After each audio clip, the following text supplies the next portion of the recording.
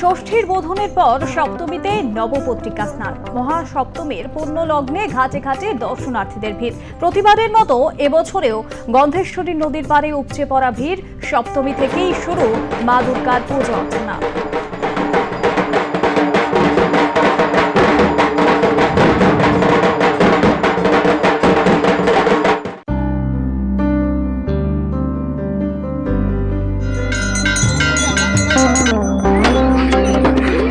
আজ সপ্তমী, আর সপ্তমীর শুভ সকালে আর প্লাসের সমস্ত দর্শকদের শারদীয়ার প্রীতি ও শুভেচ্ছা জানাই।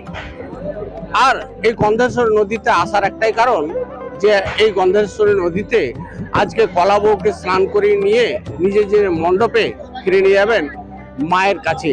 শাস্ত্রীয় সনাতন ধর্মানুযায়ী শাস্ত্রের যে ব্যবস্থা, সেই ব্যবস্থা অনুযায়ী মাকে খুব আনন্দের সহিত বাড়িতে নিয়ে যাচ্ছি। মূলত এখানে কি প্রসেস করা হলো? মূলত এখানে মাকে স্নান করানো হলো নবপত্রিকা।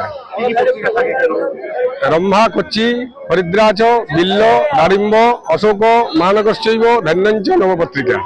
এটার জন্যই তো সারা বছর অপেক্ষা করে থাকি। আপামর বাঙালি সবাই থাকে এটার জন্য সারা বছর অপেক্ষা করে। আমাদের পূর্বপুরুষ থেকে ট্রেডিশনাল হয়ে আছে যে নদীতে এসে পরে আমরা কলা বউকে স্নান করিয়ে নিয়ে যাবো, আবার ঘট বিসর্জন হবে নদীতে। তো খুব এক্সাইটিং। ছোট ছোট ছেলে, আরেকটা জেনারেশন তৈরি হচ্ছে, এরাও দেখছে, এরাও আগামী দিনে করবে এটা। মাকে প্রতিষ্ঠিত করেই আজ থেকে শুরু হয়ে গেল দুর্গা পূজা। বাঁকুড়া থেকে মিলন কর্মকার, আর প্লাস।